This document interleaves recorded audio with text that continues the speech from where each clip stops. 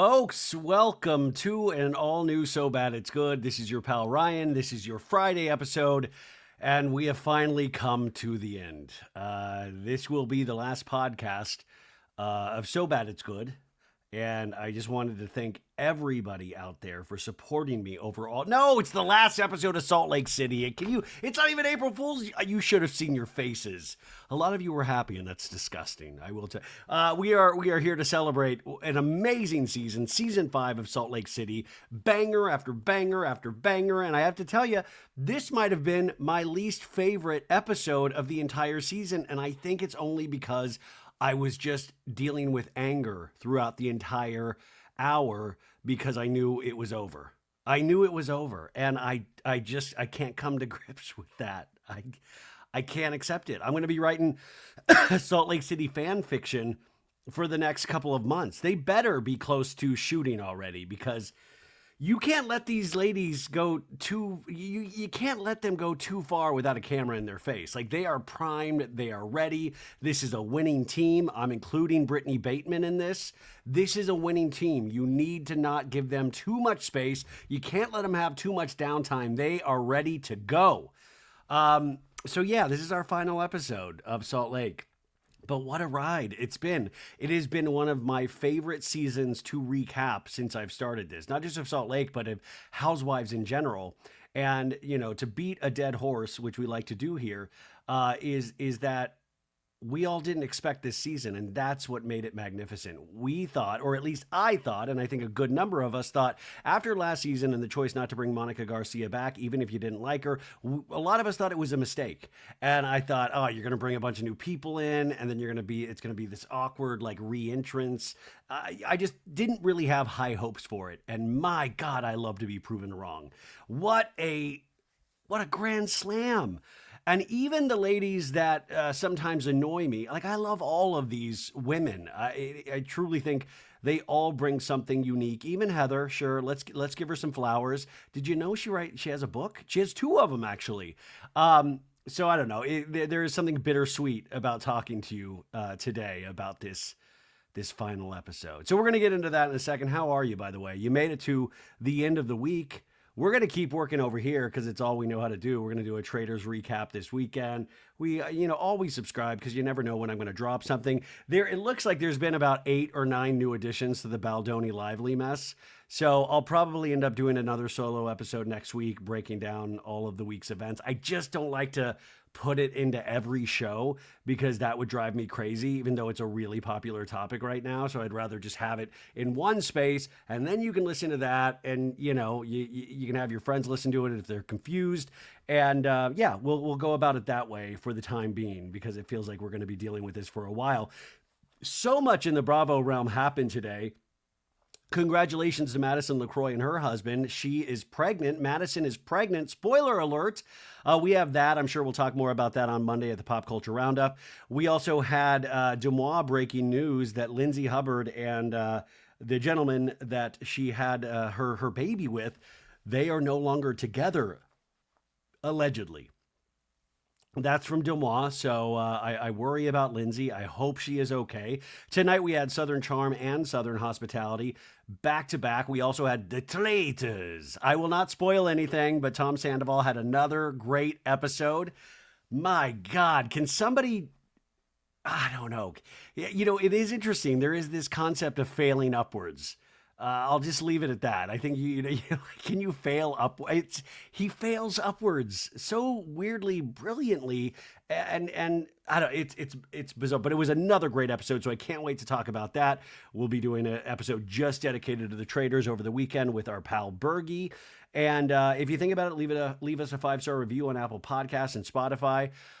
I am so thankful we are towards the end of the week, or it lightens up a little bit for me. Once I hit Monday, man, or even I guess Sundays, or maybe even Saturday, it just hasn't stopped. Obviously things are a little crazy right now. I don't know if you guys have noticed the last month and however long it's been.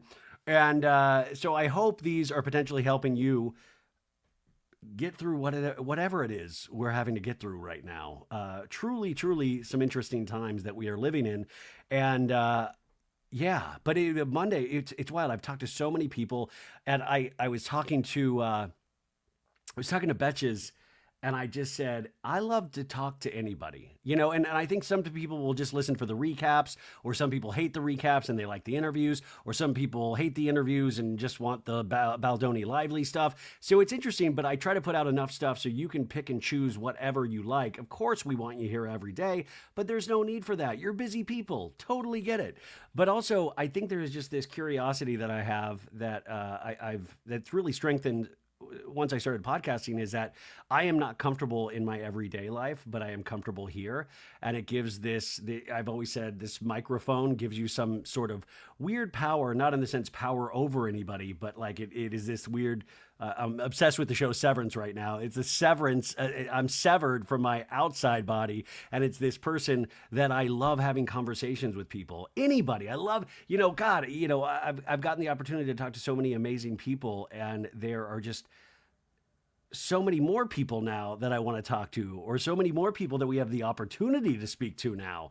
And it's like a kid in a candy store, but there's only so many hours in the day and you only have so many ears. And, sometimes I have to stop talking negatively about myself, but why stop now? It's been decades. But there is this element, of course, of burnout for the listener as well. But I don't know. Sometimes I feel like I'm at a race against the clock, and all of that is just wanting to do as much and say as much and get to be a part of this as much as possible. Okay, enough of that BS though. Let's move on to, there was one other Bravo story that I wanted to tell you about. Oh, by the way, Super Bowl this weekend, Sunday, right? Did you hear? Yeah, Chiefs, Taylor Swift, all that stuff. Okay, so that's Sunday. We got a big week. Oh, also Severance new episode is tonight. I've seen the 4th episode. If you're a Severance fan, it's going to blow you away. It's something completely different. And also at the end of Southern Charm tonight, did you see the mid-season trailer where they finally officially confirmed they do pick up cameras after Craig and Paige's breakup? And if they do that, you would have to assume that they probably do the same thing for Summer House, which premieres this next Wednesday. So we've got a lot of stuff to watch. I mean, listen, I don't know. I have this weird theory where it's like they're making so many interesting things to watch. It's almost like they don't want us to go out and live an actual life. And I got to tell you, I'm okay with it. I'm okay with it at this point. If you keep pumping out things like Salt Lake City, listen, we even had a decent episode of Beverly Hills this week. We did a full recap yesterday, if you want to check that out. I mean, Kathy Hilton revealed that she was part Chinese. We had always suspected, but we finally got confirmation, and we can go into the weekend solidified in our knowledge that Kathy obviously is part Chinese. So really solid. And I'm still so angry for Doute because of PK, because of how PK has treated Doute. Oh my, you notice with Doute though, do you notice how all of the other housewives are always kind of out and about? Like Kyle's always like doing an Amazon Live, or she's doing this or that. Doute is the one that like, you don't really see her. I mean, you might see her on the Watch What Happens Live, or maybe like a Bravo Hot Mic podcast with Alex Baskin, the producer of Beverly Hills, but you don't see her making the rounds like the other ladies. And I am so curious about that. And part of it is like, oh, much respect. Like I love people that aren't like just shoving themselves, some of the housewives especially, they're just everywhere all at once.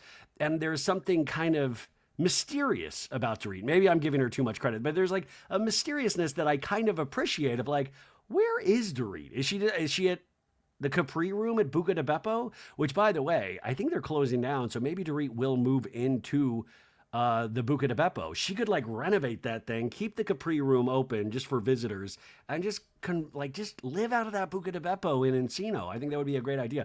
But Doute, like Kyle's always somebody I've wanted to interview, but now Doute, like, could you imagine a really solid hour and a half interview with Doute, where you start now and then you go back to her past, growing up, meeting PK, just let her go. Like the two of us, we'd get along like a house on fire, just two people just rambling for hours. We got to do that sometime. That's the hard thing though. When you do a show like this, I'll do like serious shows and serious topics, and then you get to the recaps and I'm a madman. I'm insane. And sometimes you're like, oh, they think I'm just insane potentially, and they might be scared of coming on, or I've made fun of them at a certain point, and that does sting a little bit, right? It does sting. If I get made fun of, it stings. If they get made fun of, it stings. Like it's not like if you're a reality star, you live by a different set of rules. I mean, unless you're Jax Taylor. Okay, let's start with this. So the second episode, remember, was amazing. We had the men out there for a part. Like, we were talking about circle jerking. I mean, it was just, the Todd father was like, hey, you watch your mouth, buddy. Hey, look at me. Look at me, John Barlow. You watch your mouth. You don't talk to Bronwyn that way. And that was awesome. And then you had Meredith, like, I have been called everything. A psychopath. Somebody that has bad gas. Like, she just rattled off all of I've been called everything in the book. And it stops now. Like, she just got so on fire multiple times that episode, but a really solid episode overall. The first episode of the reunion, Bronwyn, I believe, got caught in a little lie about the jewelry, and it was a little ding on her reputation because she's had a pretty stellar reputation this first season. And still, love her to death. Can't wait to see her on the second season, but you got a little bit of a weakness there. There's a little bit of an entrance point for people to come in and go, I don't know about Bronwyn. But, listen, she's still done better than most first season Housewives by far. You have to admit that. Now, in this episode, we finally get Brittany Bateman joining us. And we only get her for a couple of segments, which is such a bummer because if you think about it, she was there the majority of the season and involved in a lot of storylines. She was only a friend of, never a full housewife. And, there's rumors that she's a friend of again next season and not a full housewife. And Brittany, I guess marches to the beat of her own drum.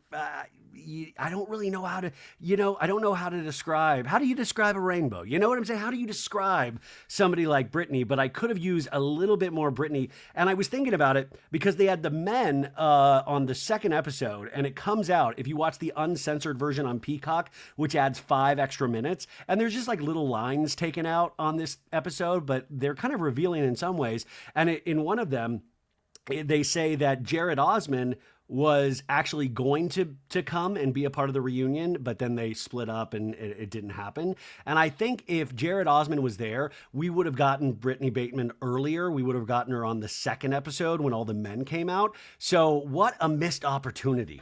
Like, listen, if you could have had Jared Osmond answering for some of his behavior, and also just talking about the great history of the Osmonds, I think it would have been It would have been like another scoop of ice cream on a Sunday. It would have just been excellent. But alas, we did not have Jared. We just get to hear about Jared. And unfortunately, we hear about his struggle with, what's the term for it? Small penis?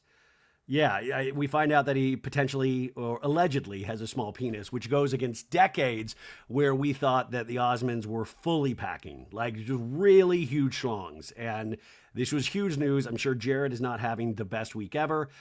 Please do not DM Jared. Please do not make fun of him for having a small. By the way, everybody will tell you it's the motion in the ocean. It's not the size, right? It's how you use it, Jared. Don't get down on yourself, dude. Like, you are a handsome man, you wear man jewelry, you love meats and cheeses, you love a good charcuterie board, the charcutes. So you're solid. Don't buy into this, because a lot of people might be DMing you going like, what up, small dick? Just ignore it. You're better than this. Your family doesn't need this. You think Donny Osmond goes out there and DMs with people and saying like, I'm twice the man that you'll like? No. Jared, just put it away. I'm sure we'll see you next season in some capacity. And just hold tight. Hold tight. Don't go crazy, okay? And this will pass in a week, Jared. Nobody will remember that you allegedly have a small penis 2 weeks from now.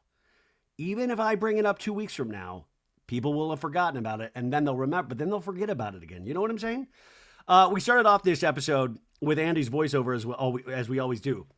And even though I knew it was a 3-episode finale, usually the voiceover will start, tonight, the dramatic conclusion of the real, and it'll say the title. But he said, tonight, the third part of the Real Housewives of Salt Lake City reunion. And hearing that voiceover, I was like, oh my God, did they all of a sudden make it 4 parts? Because he always says the dramatic conclusion. And so my head was like, oh my God, amazing. Did they find a way to make it 4 parts? And then once we started nearing the end, I was like, yeah, this feels like the end. Yeah. Oh my gosh, you guys. I paused for a second and then got sent some video of Craig Conover on Watch What Happens Live tonight. And I got it, man. I felt bad for the guy. I felt bad for, I mean, like, listen, I feel bad for Paige and Craig.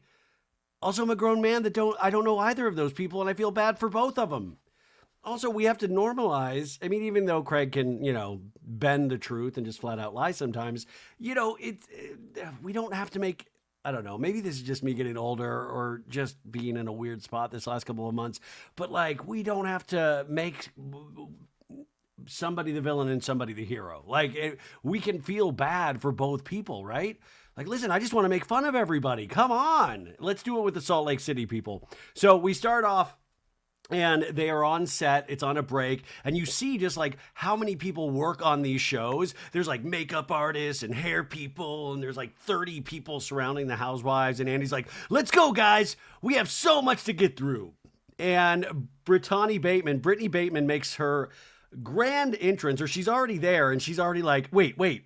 I'm not walking in. Like, I'm just like when you pick up so she wanted a big entrance, like, ladies and gentlemen, Brittany Bateman, and she's already going to be sitting on the couch, and you can already tell this is one of many bummers for Brittany this day, because she was only on for a couple of segments, and at the end she was like, wait, why I want to be out there. They need to say nice things about me, and that's what I love about Brittany Bateman. Like, what about me, Brittany? What about me, Brittany Bateman? So everybody's sitting down, and Heather Gay's like, yeah, you don't get a grand entrance. She's like, I don't get a grand entrance. And I love this is how sad that how much I've watched Bravo over the years.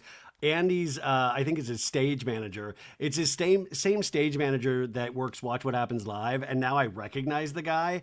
Like, he's in some of these opening shots, and he's the guy that did like BravoCon. Like, so he's the guy that's like 5, 4, 3, 2, Andy, go. I'm like recognizing crew members now. Andy's like, welcome back, everybody. And Angie is still talking like to Mary to the side of her. And he's like, I'm Andy Cohen. And Angie's still talking. And he's like, Angie. And then and she's like, oh, hi, Opa. And then Andy's like, I'm like Meredith was 40 minutes ago. And we flash back to last week's episode where Meredith is like, I'm getting angry. Every time I see the I'm getting angry, I said this last week, but it just so reminds me of my mom when she would get mad, and like it just would put the fear of I'm getting angry. I am getting angry. And just with the eyes, that kind of mom stare when you've like pissed off your mom and you're like, oh shit, I went too far. That's the Meredith look. And I just wonder too, like how, like Meredith seems like a great parent. Her kids love her, but like, does she get like, Brooks, put down the sewing machine. Anyways, everybody's laughing on stage. Like, Andy made a funny about Meredith. Even Meredith's giggling. She's like, you're very funny, Andrew. Very funny. This is what I love about these ladies, too, is that they can be so enraged one moment, and then 40 minutes later, you're very funny. It's very funny when you make fun of my anger issue. I love it. Hey, everybody. Welcome back. I'm Andy Cohen here with the Real Housewives of Salt Lake City. Hide your wine bottles and make sure all recording devices are turned off. And we get a close-up of Brittany. She's like, he said my name, but he also said the wine bottles in the recording. But I'm just glad I'm here. And Brittany like puts two hands in the air like, woo, me. And Andy's like, we are joined by our new friend, Brittany Bateman. And she's doing the double waves, guys, like a pageant queen. She's double waving. And Brittany's like, I'm so excited to be here. This is exactly how I would react if I was on stage. Like, oh my God, I'm so excited to be here. And she's like clapping her hands like she's on the Drew Barrymore show or something. And she's like, oh my God, thank you so much. I'm so happy to be here. Oh, wow. Andy says, Brittany came in the same dress as Angie K. And Angie puts her hands up on her face like, oh my God. And we see a picture, like Brittany took like glamour shots in this dress that Angie K is wearing. So she did like a whole photo shoot with the dress. And Andy goes, I just want to point out, she quickly pivoted. She gracefully said, Angie K, go with it. So Brittany brought a backup dress. Did all these ladies have to bring a backup dress? And I was so wondering that I would imagine, obviously, Bravo is not in charge of what they wear, but at some point, don't they go like, hey, will you send us a photo of what you wear just so we know if it's on theme or, just to prep? Like, or do they just show up that day and surprise the people at Bravo? That was a question. If anybody works in the wardrobe department over there, please let me know. Angie says, well, that was really nice. Even after I talked about her hair, thank you. Because remember the high body count hair that Angie K said Brittany had. And then Andy gives a little sly lick. He was like, hey, did you use Kerastase Thermatique this morning? And Brittany's like, can't you tell? And Angie's like, look at her hair. And Brittany's like, am I not Lisa glazed? And Lisa's like, yes, queen, yes. And Lisa is just stroking her Kerastase Thermatique hair the whole time. Remember, Lisa Barlow said this in the episode, and now she is a Kerastase Thermatique spokeswoman. Like, she shot her own commercial, right? Which, by the way, somebody on Twitter was like, oh my God, that commercial is horrible. And Lisa Barlow tweeted back, oh my God. She was like, no, it's not. It's amazing. I one day want to believe in myself 1/10 as much as Lisa Barlow believes in herself. Like, that's what it is. Like, I think it's just, I'm in admiration of people that just believe in themselves so deeply that, something will be potentially bad and they'll just go, no, it's not. It's amazing. And they live in that delusion or they fully believe it. Regardless, it works, right? Anyways, Angie's like, she came into Lunatic Fringe, and I just want to say, this is the best your hair has ever looked. Is that Angie's hair place, Lunatic Fringe? What a name, Lunatic Fringe. Why are we talking about Beauty Lab and Laser? Let's talk more about Lunatic Fringe. Well, there needs to be a spinoff. Why? We should have an Angie K and Sean spinoff. It's like a sexy Vanderpump Rules, but at Angie K Salon, like they did. Remember that show Blowout with Jonathan Anton in old school Bravo days? Remember that? Or was I one of the only? They had Blowout on. It was Flipping Out, Blowout. What were the other shows that we used to love? Kathy Griffin's Life on the D List. Like, watch, but oh my God, we could do a spinoff, and then we could track Sean on the mean streets of Salt Lake City. A very special episode where Sean once again fights the allegations of circle jerking. Anyways, Brittany is just loving the love thrown at her. And Andy says, what is the latest between you and Jared?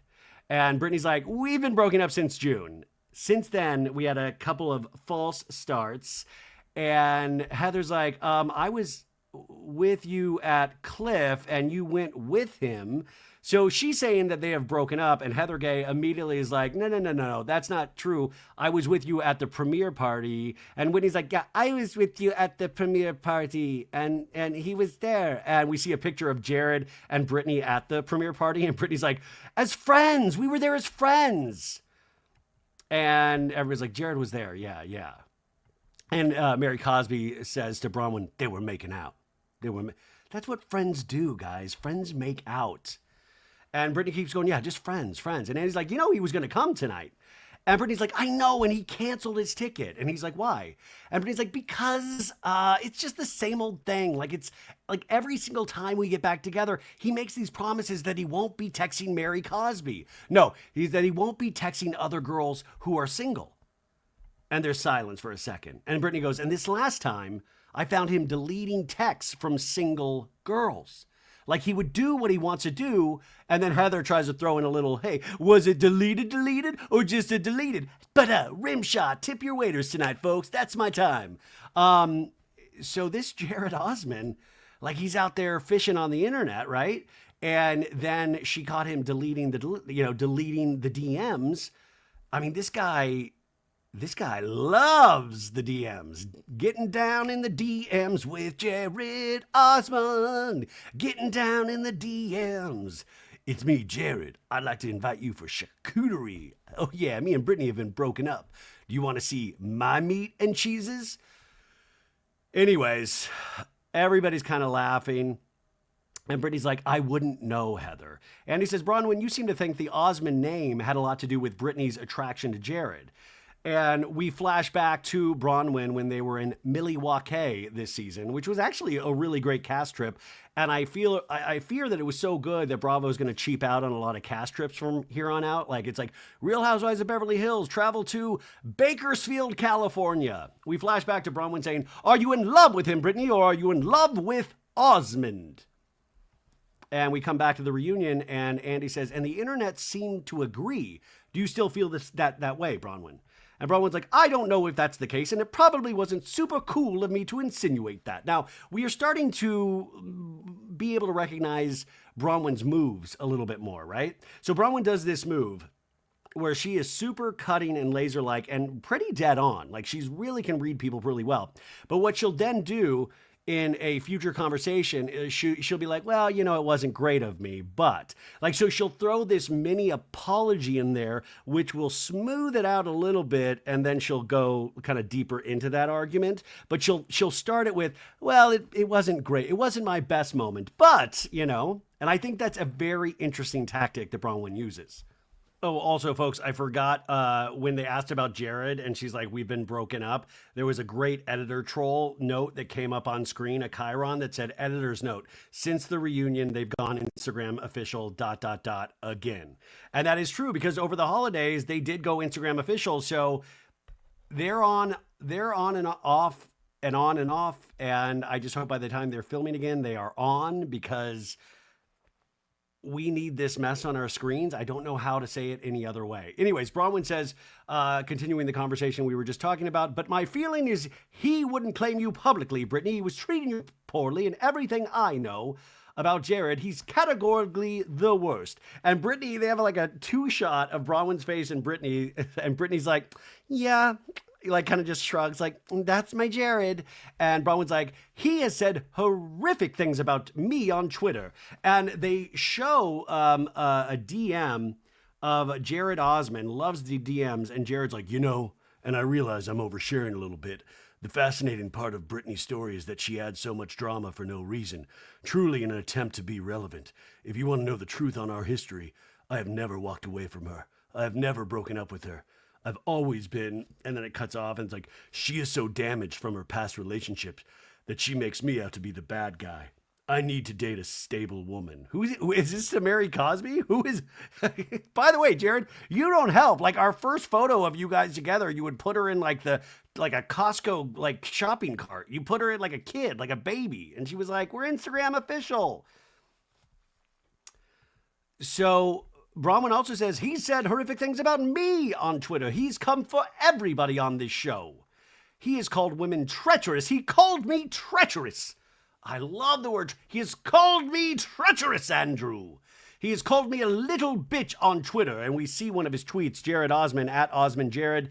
"There's something really off about you. I think I figured you out." And then a crying, laughing emoji and the emoji with one eye closed, one eye open, and the tongue out. And then he goes, "You are a tragic little bitch."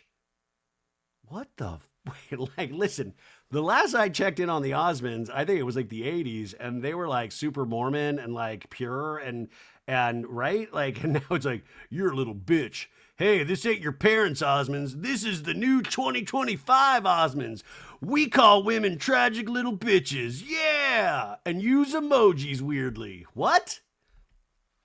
I don't know. But Bronwyn's like, "You know, it's more than calling a woman that, please." And then Heather's like, "Didn't you," because her voice is like, "Didn't you say he has a micro penis?" Heather, that doesn't matter. So if, what? "Didn't you say..." I'm sorry you're in love with the Osmonds, but it's not cool. And we flash back to the Bravo Salt Lake City after show, which you can see on Peacock. It was great, every episode. And it just furthers the conversation and it gives you so much more information. And we have Bronwyn saying, "I was across the room actually hearing that Jared has a very small penis." And Whitney's in the scene with her on these chairs. And she's like, "Hey."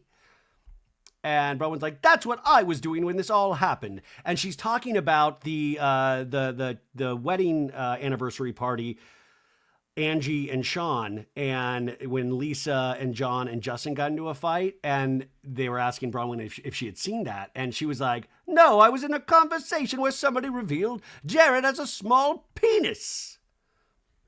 And when he's like, "Yeah, the micro penis." And they're like, did she say that? And Brittany's like, no, that's not it. And Lisa's like, he was really upset about that. I love Lisa just defending men all the time. You know, like, God bless you. He assured me that he has a very long dong and very girthy. No, for real. And I was like, do you need a Kerastase Thermatique treatment on your pubes? And he was like, no. So they're all talking over each other, and Lisa's like, that's the dick in question. And Heather's like, I would never put osmond and micropenis in the same sentence out of respect for the goddamn Osmond name and legacy. So Heather's trying to be funny, but at the same time, it's not, because I think the Osmond legend speaks for itself. These are all very well endowed men, and the women too. Like, it is a family that is packing. So this could be potentially harmful to the Osmond family if this rumor gets out there, right? And Bronwyn's like, I said on the after show, I did not say Jared has a micro penis. I said I missed the John and Justin fight because someone was telling me this crazy story. And by the way, we flash back to that night and we have unaired footage from that night. And it's unseen footage. And we see like things happening like in the shot, but then in the background of the shot, you see Bronwyn talking to this stranger, and you can kind of pick up,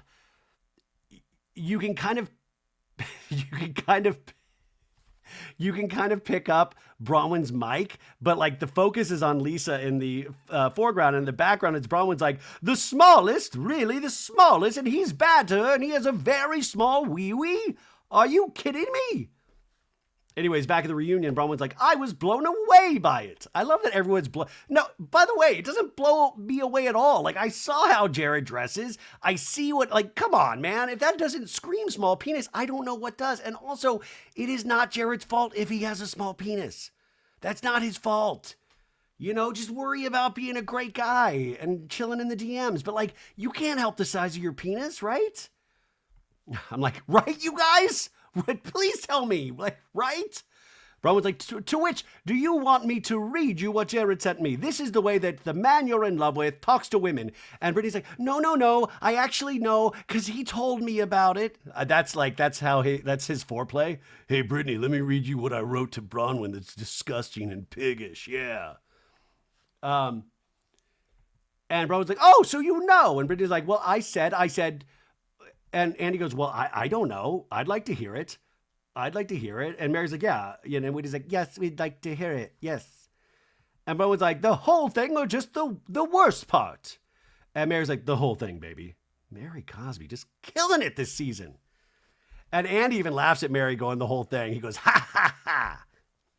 He goes, Mary, ha, ha. And Angie's laughing like, oh, my little Mary.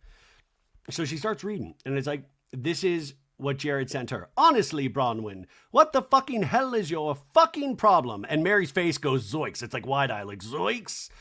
Why are you fucking kidding me coming out on national television making fun of my anatomy?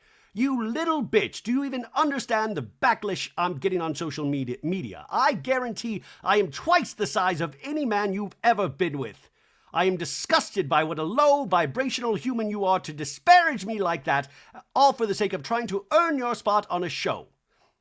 And she goes, and this is my favorite part. I could certainly pick apart all of your anatomy, but I'll remain classy in the public eye and keep it between you and me. And Mary's like, ooh, ooh, ooh, ooh, like reaction shots. And also, this is where I want the Todd father to come back. I'm going to show my penis on national television where I'm packing like you wouldn't believe. Next season, me and you, Jared, we got a dong measuring competition, okay? No, you shut it. So everybody's just silent. And Brittany goes, I didn't know that part. And Bronwyn's like, he's sick, Brittany, he's sick. And Brittany's like, I'm embarrassed. That's how he talks to women. And he's like, Mary, what did Jared do? We should have had Brittany, like, can you draw it? Like, what are we talking size-wise? Like, is it like have the craft service people bring out like a banana, like a pencil? Like, what are we dealing with here, right? And he's like, Mary, what did Jared DM you? And Mary's like, oh, just a bunch of nothing. I'm a child of God. And, and Brittany's like, it was respectful. Yeah. And she's like, just a little small talk. And then Heather goes, do you like Jared, Mary? And then Mary's like, yeah, I like Jared. I think he's cool. And then Heather and Lisa are like, yeah, he is cool, isn't he? Oh my God. These people are out of their minds. They're like, he's likable. He's likable. But he's like, he is likable. And then Brittany's like, but when the love bombing happens, it's good. Like, Brittany's like, it's called love bombing, but I love it. It's really fun when the love bombing happens. Like, I love it. He talks about me a lot, and it's just, I know it's called love bombing. I know what it is, but I love it. Like, I love Brittany for like going like, yeah, I know it's love bombing, but it is awesome when he does it. He's the best at it. And Bronwyn is like, I don't like him, and I don't like anything about him. Yes, Bronwyn, yes. And Angie's like, he loved Mary. All the girls are talking at once, and Bronwyn turns to Whitney like, he's disgusting. He is disgusting. And Brittany goes, when the love bombing happens, it is so... No, sorry, that's Bronwyn. Brittany says, when the love bombing happens, it's so strong. And it's like...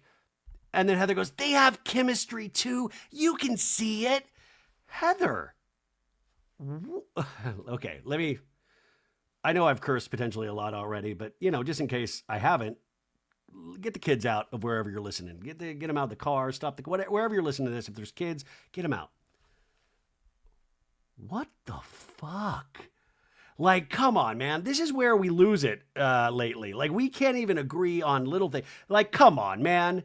Jared that's fucking piggish behavior. That's not how, like, listen, you know how many times I've been said I had a small penis? Do I ever comment on them? Do I ever fire back? No, I mean, I don't, but you know what I'm saying? Like, what? He takes it to another level, and then you still have these women going, he's a really fun guy, really good guy. Yeah. Not great with the phone, but good guy. And Brittany's like, it's like irresistible. And he's like, George from Lisbon said, Brittany, do you think Jared was using you to get famous by being on the show? And Brittany's like, no. And I have to give him his credit. He did the show to support me. And Heather's shaking. Heather, are you getting paid off by Big Osmond? Like, literally, are you getting, like, I love that Heather's like, oh, like making jokes about Mormons and how well respected the Osmonds are. But like, you can still see that Mormon in there in Heather, where she's like, yes, he's irresistible. Yeah. And he's like, he, by the way, claimed that he's the reason you got on the show. And Brittany's like, I know, I saw that. Which was another breakup that we had. And we see another DM from Jared. And it says, for the record, Brittany has a job on the show because I decided to go on. I gave her relevance. Hence the reason for all the best friend comments. I went against my better judgment, and I filmed with her thinking that she would hold to that. She did not. Obviously, I've stepped up to give her all that she has needed to make herself relevant on the show. And what I got in return was a woman that dumped me and makes me look like a complete idiot by the time this is all done. All evidenced by some of the scene. Dude, you did that all yourself. And I love that they have a timestamp on this, Friday at 3:15. Listen, you made it to the weekend. You shouldn't be DMing people. He loves the word relevance, too. He used it with Bronwyn. He used it here. But come on, dude. Like, what? You're probably just DMing strangers at this point. And then Brittany's like, and then he love bombs me and says that, did you see his whole rant about me? And Bronwyn's like, I saw it. It's, and Brittany's like, it's really despicable. And Bronwyn's like, if you know he love bombs you, don't take the love bombing. And Brittany's like, I know. And she's like, it's coming. And Brittany's like, and that's why that chapter is 1000% closed. Editor note, it is not closed. They are back together. 1000% closed. And then Andy goes, are you in love with him? And Heather's like, yes, I am. No. Brittany says, I don't know if I am anymore, but I really was. It's hard for me because it's like you bond with someone like that right from the get-go, And honestly, I fell in love with him on the first date. And Andy's like, have you met Donnie and Marie? Which, by the way, Andy loves Donnie and Marie Osmond. He has dolls of them in his Watch What Happens Live clubhouse.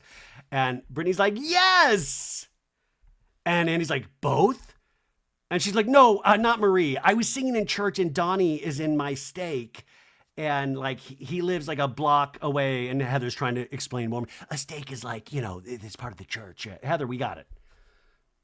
And Brittany's like, he saw me sing in church. And Donnie was like, Jared, you got to fuck that girl. Sorry. Anyways, Mary's looking at this whole conversation with disgust.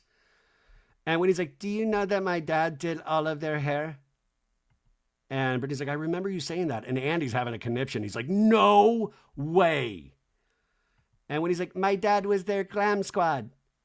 And Andy's like, oh my gosh. And Brittany's like, that is amazing. That is amazing. Yes.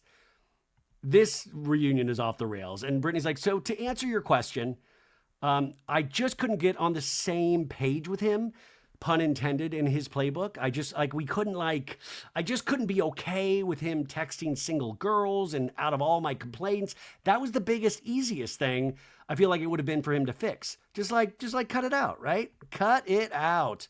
I love that. That's a pretty big thing, right? Like, and he's like, I can't do it. I can't do it. I've got it in me. I need a comment. I need to DM single girls. And he's like, Sandra from New York wants to know for the group if it changed your opinion of Brittany, knowing that she wasn't speaking to her daughters. Lisa goes, I think it's a complicated situation, and I really felt for her. I felt her frustration, but I think it's a very sensitive topic. And Andy's like, how many kids do you have? And Brittany's like, yeah, and sorry. And she starts crying because she's like already like emotional about it. And she's like, I have two. And she's like, I have one. No, actually two. I just remembered. No, I have two. And Andy's like, are you estranged from both of them? And Brittany's like, no, luckily, like since we wrapped filming, I have reconnected with both of them and we literally talk every day. In fact, Olivia is here in New York with me right now. And we see a picture of her daughter, 19, Olivia, beautiful.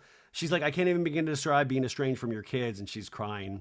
And Angie's like, I think that was hard for me. Like when you shared that with me and you flat out told me, like, I put men before my daughters.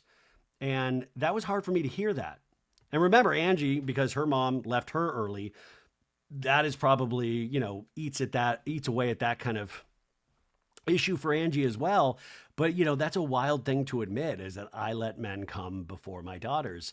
And you can only imagine the psychology behind that, of just wanting to feel protected by somebody and that kind of man role. And especially in the Mormon faith of needing to have the husband, it's very interesting. Angie's like, because our kids have to come first, right? And Brittany's like, absolutely, yes. And she's like, it's the biggest regret of my life. And I am going to have to live with that for the rest of my life. And Heather's like, this is like part of the reason I think I've always been afraid to like fall in love, because it can put you in a fog. And as a mom, it's a very difficult line to walk. And like, it's all consuming. And Bronwyn's like, I have judged Brittany incredibly harshly based on the fact that you weren't talking to your daughters. I do feel like you should have been putting them first. And also based on my situation, being a single mom for a long time, there was a lot of opportunities I didn't take. There was a lot of people I didn't date. There was a lot of things I didn't do because Gwen only had me. And some things you do. And Brittany's like, so instead of supporting me, you were the only one that knew why I was estranged from my daughters, actually, out of anyone here.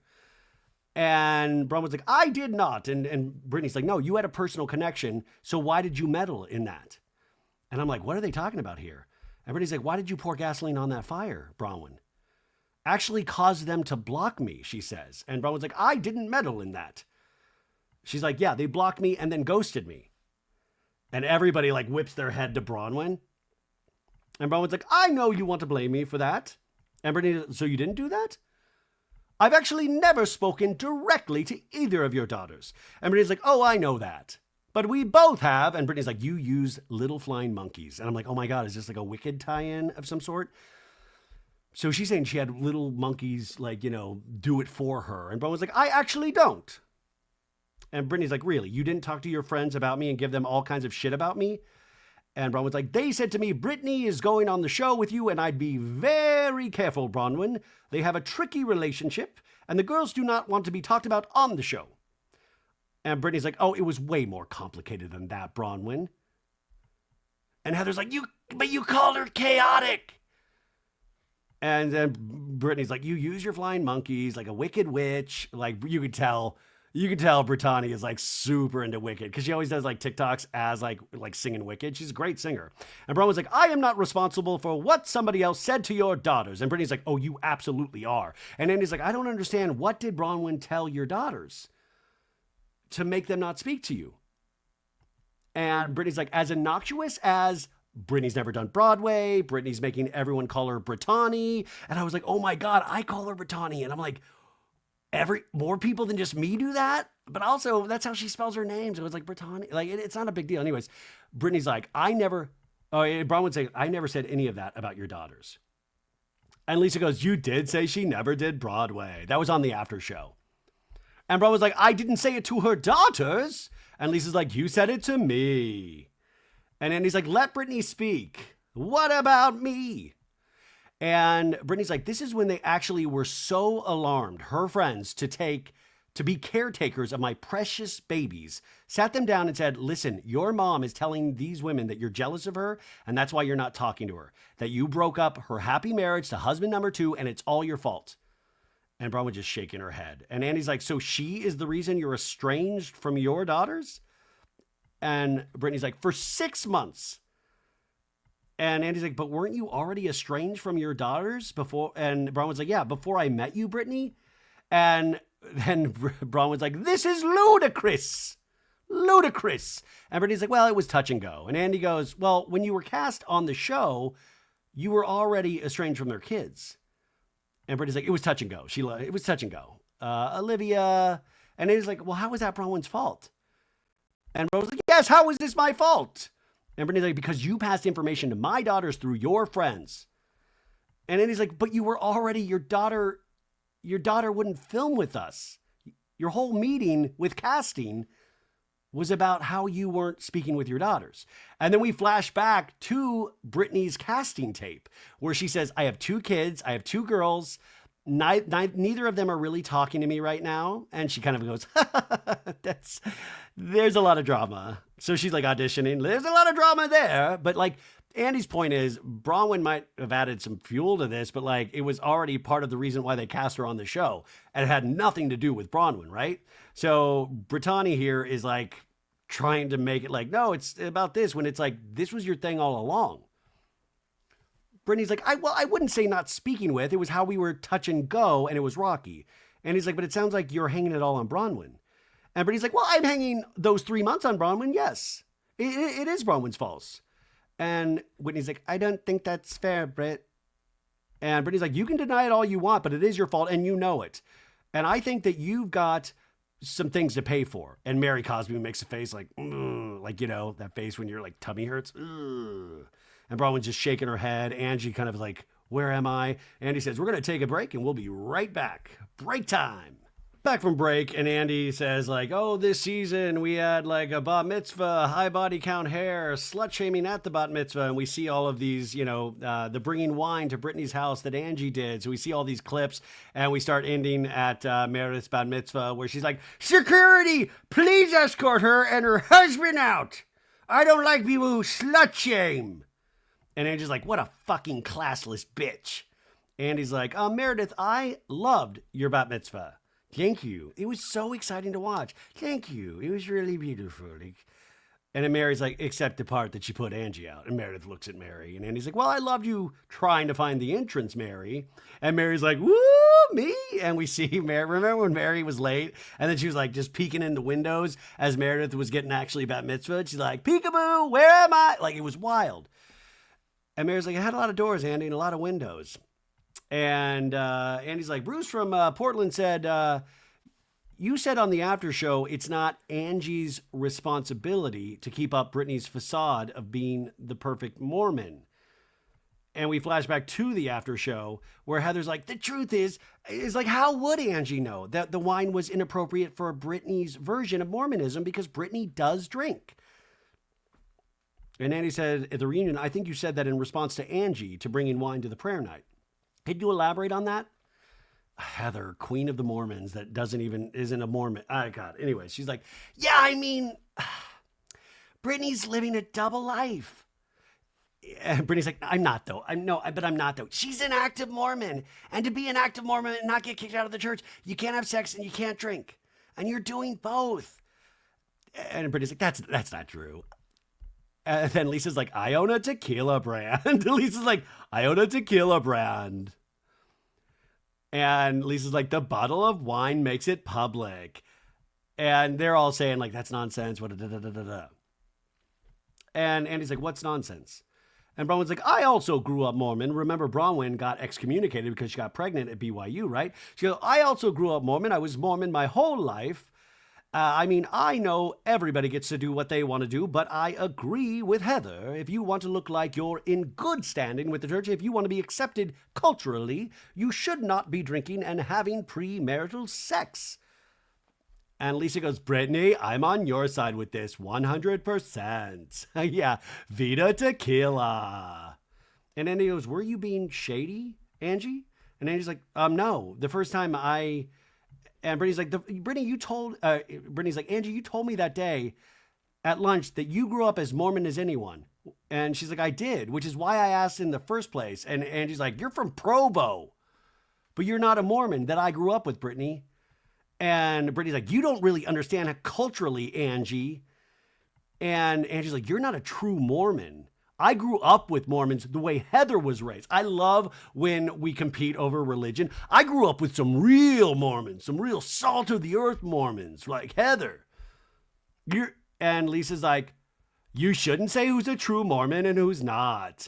And Brittany's like, I can live it any way I want. I can. And Angie's like, I embrace my religion every day, not on Sundays, 7 fucking days a week. Angie's religion is awesome because you get to curse and do all the cool shit like circle jerking and stuff. And Brittany's like, I'm not judging you on how you live your religion. That is so condescending, Angie. And Mary's like, you don't need to keep going. Good. Like Mary just does not like Brittany. And he's like, Haley from Coconut Grove says, Meredith from watching the show, did you realize Angie never called Brittany a slut? She just repeated what Brittany said. And Mary goes, well, I think Brittany was genuinely upset. She was crying. And Mary goes, yeah, but you didn't get both sides of the story, Meredith. You just took, and Mary goes, that's correct, but I did know what Angie had said at lunch at your house already. And she said she called me a slut, and I just was like, this is too much. I just got bad mitzvahs. I can't take it, you know? And Bro was like, can I say one thing on behalf of Angie? I'm not saying she wasn't out of line. She was out of line. The porn star stuff, it did go too far.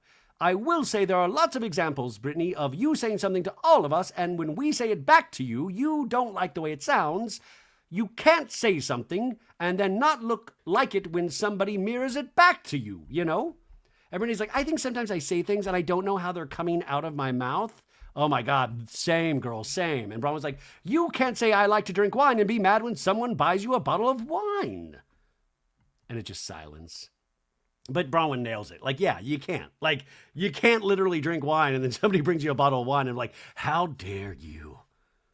And he's like, Brittany, you eventually came clean about sleeping with Jared. And Brittany bites her lip and shakes her head like, my darkest moments.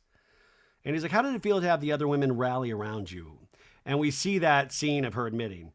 And Brittany says, you know, I have to say, when I watched that, I cried. And I didn't even realize how much trauma I had around the shame that we, and she starts crying again. And she's like, clearly I have some work to do around that. But by the way, that, you know, organized religion, you know, religion in general, sometimes you can just see the people that were raised in very different sects, a very strict sects. There's so much shame built up around your body and the way you act and move through the world. And this is a very real thing that she's experiencing. Like, I do believe a lot of this, right? And Mary's like, I don't understand why Brittany even said that. She didn't even have to say that. And Brittany's like, I did, because that was the one thing I actually lied about. And Mary's like, it was about her recording. And then she's like talking about sex. And Brittany's like, I actually lied to everyone about that, not the recording. I said that just to show good faith. I was trying to say, look, I wasn't secretly recording you, but I did lie about this. And then she's like, I mean, I blatantly bold-faced lied. And Lisa's like, you said you're not having sex. And Brittany's like, yeah, right. Yeah. And it's like, okay. And this is what I love about Salt Lake, is that it's so much like just passion. None of it really truly makes sense or adds up, but you're like, hell yeah, it's just a vibe, man. Salt Lake's a vibe. This is what I always say. It's like David Lynch, dude. You just got to let it wash all over you. Will you find out the answers? Probably not, but just enjoy the ride. And he's like, well, this season, Lisa brought the SLC crew to Puerto Vallarta for a trip. And Lisa, there's a shot of Lisa looking all proud of herself, like, oh my God, they're going to talk about my amazing trip I planned. Vita Tequila forever. And then he's like, this trip was meant to live forever in their memories and not on a recording device. And we get a little clips of, Bronwyn fighting with Lisa and Meredith, and, Lisa storming off at the Vita dinner and crying. And then Angie in the Sprinter van going like, why are you recording the conversation, Brittany? And she's like, I'm not recording. And Lisa's like, turn your fucking phone off. And Angie's like, you are recording. And she's like, no, I'm sending a video to my daughter, Olivia. And Lisa goes, I will never trust you again. And then we have that great just camera angle of Meredith Marks coming over the chair of like, you utterly disgust me. You are. Then obviously the end of the season where Heather was like, hey, fun games like Clue and Monopoly? Well, this isn't that. I say we pick the worst thing we said about each other, put it out there, burn it, and move on. And they all start, reading, and Lisa goes, so I was at a party with Justin, and a woman approached us saying she had made out with Lisa while jerking off John. What the fuck is that? And Whitney's like, I don't believe it. What the fuck is that? And throws Whitney's phone. And Whitney's like, this is what I'm sorry for. I went to burn it. And then Lisa, obviously this is meant for Whitney, but then Lisa turns to Angie and goes, I heard that Sean does circle jerks. How does that feel? And Angie's like, Opa, what the fuck was that? And throws flowers. And Lisa goes, no, I'm just saying that's what she just said to me. And Angie's like, why would you fucking say that? And then Meredith going, there is nothing okay about this. This season, I think, broke Meredith in a really weird way, right? And then we come back to the reunion, and Heather's face is like, ooh. And Andy's like, okay, so let's go back to the beginning of the trip. Lisa, you said Bronwyn was ungrateful for the trip simply because she wanted a room in the same villa. Don't you think there was a leap considering you were upset about sitting in coach? I think that there's parts of the conversation missing. First of all, I was like, Bronwyn just got bit by a dog. I love that. I was like, Bronwyn got bit by a dog, so I don't want dog bite cooties in my villa. Lisa goes, I wanted her to be in the same room I was but in the villa next to her, which is like 15 feet. Wait, did Lisa go, I would like her to be in the same villa, but it's just in a different villa. But I put her not in the same, I wanted her to be in the villa with me, so I put her in the different villa, not with me. Makes sense. Yes. No. She goes, because I'm like, she just got bit by a dog. I wanted her to have the biggest room in the other villa because mine was the biggest in my villa. And then he goes, by the way, that dog bites. Wow. And we see the dog, it really is like, we see all the bruise. I mean, it's just gnarly. And he goes, what happened as a result? And Bronwyn says he was fostering this dog and I think was unaware that the dog had some violent tendencies, right? Dog on dog aggression. And she goes, I have rescues, and I understand when you bring a new dog into the house, those things can happen, but it was irresponsible because he put him in a dog park and went to his car to take a call. And then he's like, no. And Bronwyn's like, and I knew all the things you're not supposed to do. You're not supposed to scream or pull your arm or try to jerk away. And Lisa goes, thank God you knew that. And Bronwyn's like, yeah, and you don't just lose your mind. When this was happening, I did all of those things. I tried to run away. I tried to pull my arm back. And Andy goes, what are you supposed to do? In that, out of curiosity, if a dog is biting you. And Bronwyn's like, you're supposed to be super calm, and somebody else needs to come over. And I mean, this is going to sound awful. They say if somebody, and then she goes, this is going to sound awful, but they say if, and then she kind of whispers, somebody touches the dog's butthole. Like, I love that she whispers this like it's too foul. Like, we've literally been talking about circle jerks, side chicks. Like, I mean, like, I don't want to be foul here, but if somebody touches the dog's butthole, it's supposed to unclench. And then Mary goes, no, they say you choke them out so that they can't breathe. I love Mary's like, no, you got to choke that dog out. No, you got to choke no, don't touch the butthole. You got to choke them out. And Brown was like, there are pressure points so that the dog stops. And Mary's adamant. She's like, the butthole doesn't work. Andrew, the butthole doesn't work. I don't want to give, the butthole does not work, which is just, that's kind of my working motto every day. You know, the butthole does not work today, right? And Andy goes, that is terrible. I mean, that was gnarly. Heather goes, did you sue the person that bit you? And Brown was like, I not only did not sue the person who bit me, but I paid for the dog to be checked out. And there was a medical issue, and we got the medical issue resolved, and we found him a farm that he can be on where he's not with other dogs or with other people. And Lisa goes, terrifying. Wow. And he goes, Whitney, during the Lisa Barlow lunch, you left tags on your clothes because you said Lisa returns her clothes. And we have that moment in Puerto Vallarta where Lisa goes, oh my God, your tag is showing. And Whitney's like, I know, it's because I have to return it after the trip when they all dressed up as Lisa. And Lisa goes, okay, that's not me. Oh my God. And he goes, where did you hear that? And Whitney's like, from someone that works at Nordstrom. And Lisa goes, oh my God, I don't even shop at Nordstrom. You can look at my Amex bill. When any housewife says this, I always gonna be like, let's look at it. Yeah, let's stop the production. Let's get the Amex bill. For real, let's do it. If you offer it, I want to see it. Lisa goes, everything's purchased. I don't even want to defend this because it's so stupid. I don't return my clothes. And he goes, why did you storm out of the Vita dinner in Mexico? Why did Angie point out that she was learning more about Bronwyn's marriage on the yacht than she knows about your entire life? Why did that hurt you so much? I mean, I thought Angie and I were better friends than that. I thought it was a huge dig at me. I didn't know where it was coming from. At that dinner, I felt like I was trying to be a peace broker between you two. You shut me down. If you let me talk, you probably. And Angie's like, but I wanted to hear what Meredith had to say about how she felt about me. And Lisa goes, I know, but I was just, and Angie's like, not that, so they're just talking over each other. And Lisa's like, no, I was going to set it up where Meredith would feel comfortable telling you so you guys could have resolve. And Angie's like, she's a lawyer. I'm a hairdresser. She should be able to sit me down. And Lisa's like, it's not about if she can sit you down or not. And Angie's like, that's what she went to school to do for a living. Meredith went to school to be a lawyer. And Lisa's like, it's about how comfortable you are with friends and peers and people in your friends group. And Angie's like, she should be able to take me out. And I'm a fucking beauty school student. And Heather's laughing. And then Meredith, I don't think, understands what's being said. And she goes, okay. And everybody's laughing. We come back from break and Angie is like, I didn't go to school to become a lawyer. And Lisa's like, are you directing this at me? And Angie's like, no, I'm telling you she has an education. And Angie's like, she should be able to sit down and have a conversation. We're mature women like me and Meredith. You don't need to be involved, Lisa.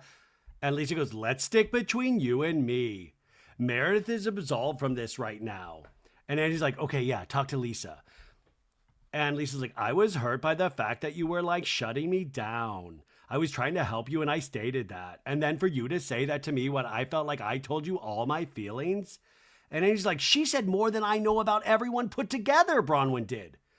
And Lisa goes, you know what? You shared a very vulnerable moment. It was one moment. She was on the phone with me every day for 3 years. Her husband was having an affair. I don't know. So they're going off back and forth. And Bronwyn's like, that's between you and her. It's wild. It's a little confusing too. And so Angie's saying basically Bronwyn shared a lot. And Andy's like, okay, Bronwyn, do you think Lisa likes to play the victim? Does she have trouble having empathy for others? And Lisa goes, wow. And Bronwyn's like, I think when something happens to Lisa, she takes it more seriously than when it happens to somebody else. Yes. I don't know that she victimizes herself, but we've seen a few times where my marriage was talked about very badly and it just didn't faze you. But when your marriage was talked about, it's worthy of throwing stuff and freaking out and saying something about Angie. And Lisa's like, totally different scenarios. It's not totally different. When Whitney talked about my marriage, we had a 5-year history. You don't have a 5-year history with Whitney. You've never gone through this with Whitney. I have multiple times. So I love Lisa's like, I've been on a show with her for 5 seasons, so she can do that. And Rowan's like, it doesn't really matter. I went through this for multiple months. What did I tell you about their marriage when we were on the balcony at the day spa, Heather? I told you they have a great marriage and that Todd adores her. And we see unseen footage that they didn't edit into the show where Lisa does say to Heather and Meredith, I'm very supportive of their relationship. I don't think it's fake. I don't think she's a gold digger. I think she's really smart. and like was in finance. I was in finance and met Todd, and they have like a lot in common. So there was this, it just didn't get it edited into the show. And that's sometimes frustrating from an audience's perspective, because it shows you that they're trying to edit these to make us feel a certain way. And that was clearly there, right? Lisa did say that, it just didn't make it. So Lisa at the reunion's like, I stuck up for your marriage. And then I'm getting mind fucked, where it's like, oh, now we're going to say Todd's a fucking piece of shit. Fuck Todd. And Roman's like, I'm allowed to say whatever I want about my marriage. I am. You are 100%, but then you can't hold me responsible for your switch-ups. And Bron was like, you shouldn't be on a hot mic telling Angie, oh, I don't know why she's looking for sympathy about that. I never said that. I didn't say that. You did say that on the hot mic walking out to the boat. I did not say that. You absolutely said that to Angie. And Lisa goes, I said Todd's going to shit his pants. And that what we see Puerto Vallarta, where Lisa's like, Todd's going to shit his pants when he sees this episode. Todd doesn't even... I don't watch these episodes. It's me, Todd. I don't watch these episodes. And Lisa goes, no, because I was digesting it all. You told me your husband was just launching a new hedge fund. Wait, when have you stuck up for me in public? Because she said a lot of shit about me. She said a lot of shit about me. And she's pointing to the different women. And Bron was like, you saw it on camera when I said I don't have that experience with Lisa. And we flash back to, Whitney going, Lisa hurts other people to make herself feel better. And Bron's like, I don't have that experience with her. I know, but this is what happens. And Lisa's like, no. And Brittany, by the way, just seems pleased as punch to be there. She's like looking around. She's like, oh, this is so awesome. And Lisa's like, and when you had issues with me. And Bron was like, at the Bezos party when Whitney was having whatever fight with you, Lisa, I said she should not be doing that. And we flash back to the first episode of the season where Lisa's like, I feel like in your healing journey, you feel like you're morally superior to all of us, but I'm not on the same journey as you. And when he's like, well, maybe you should be. And by the way, we also see Maylee. Remember Maylee? Hey, have you seen me? It's Maylee. I guess Maylee got edited out of the season, I think, because she had a lot of transphobic commentary out there. Allegedly, there's no room for hate. So, I mean, there's room for hate between the Housewives, but there's no room for public hate for people outside of these group of ladies, right? So I think that's why she got edited out. But it is interesting. Sometimes Maylee will pop back on like a flashback, and you're like, whoa, I forgot about you. So Lisa in the next scene goes, I don't need to explain my grace to you. And we see Bronwyn's like, she doesn't have to explain to you, Whitney. Back in the reunion. And he's like, I want to move on for a second. And Lisa goes, I don't like being lied about. And then he's like, Bezos.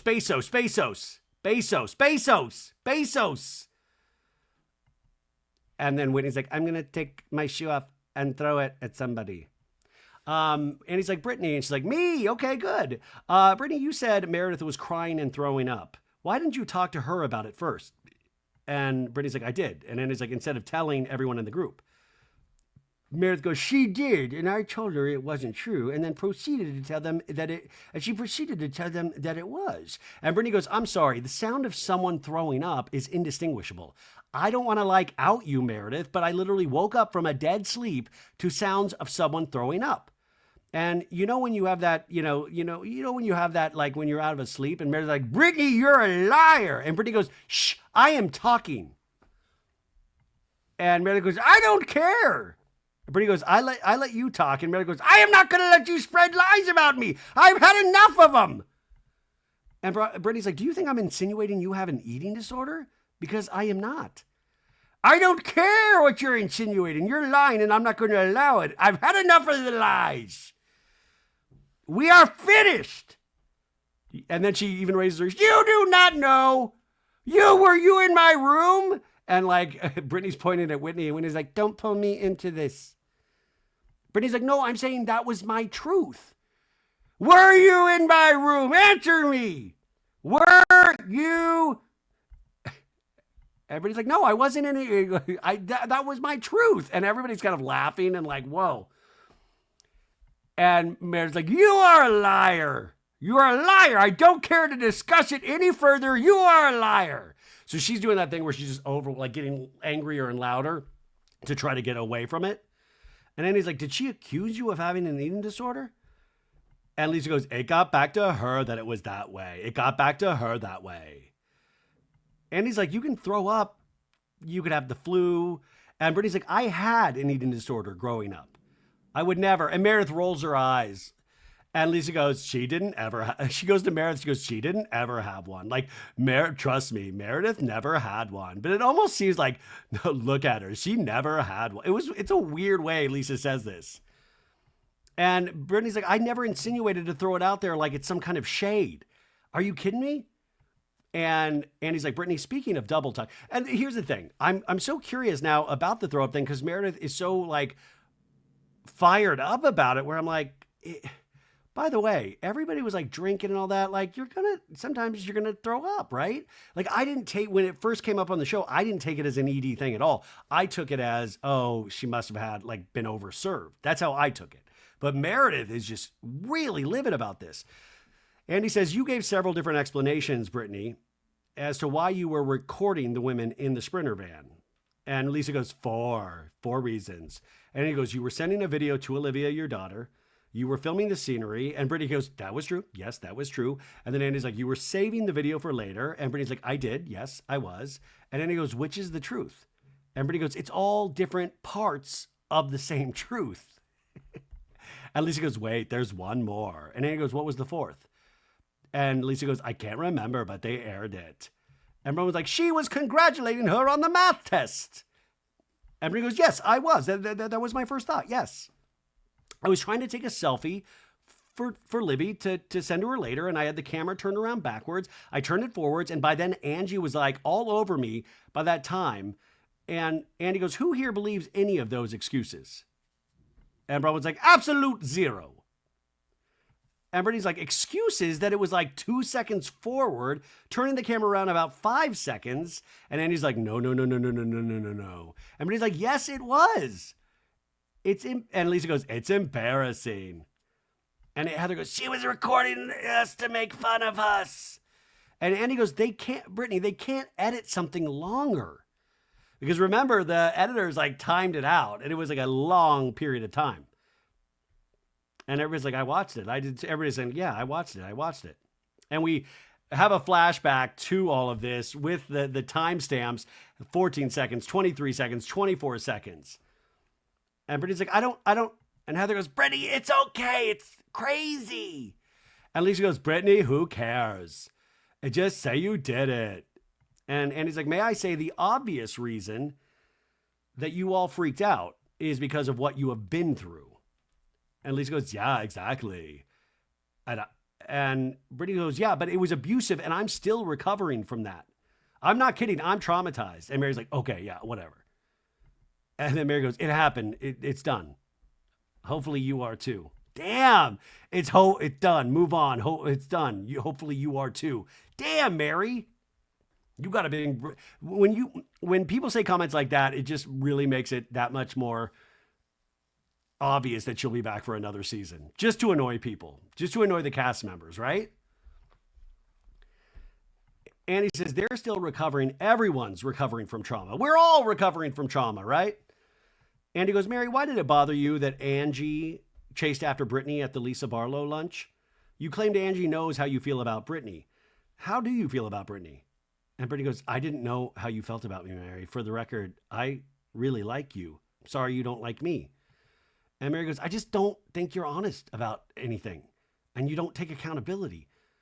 And Brittany's like, well, I try to be impeccable with my word. And I'm sorry it doesn't come off that way. And Mary's like, you don't have any emotional intelligence. You're not matured. And Brittany's like, okay, you got me there.